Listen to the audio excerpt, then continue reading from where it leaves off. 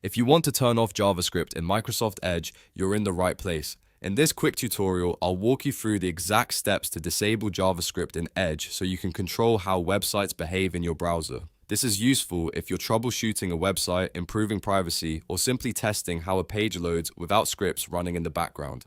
If this video helps, make sure to hit the like button and subscribe for more easy tech tutorials. Alright, let's jump in.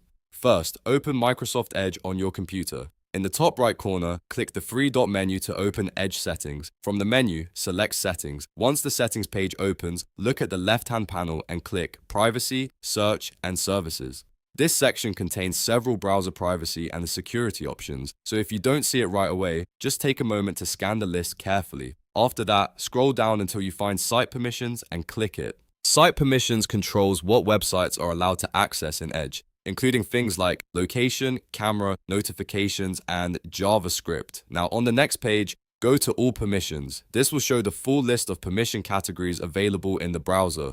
Look for JavaScript and click on it. Once you're on the JavaScript settings page, you'll see a toggle switch. To turn JavaScript off, simply switch it to off. As soon as you do that, websites will no longer be able to run JavaScript in Edge unless you turn it back on later. This can change how some websites look or function, so if a site stops working properly, you may need to re-enable it. To turn it back on, just follow the same steps and switch the JavaScript toggle back to on, and that's it.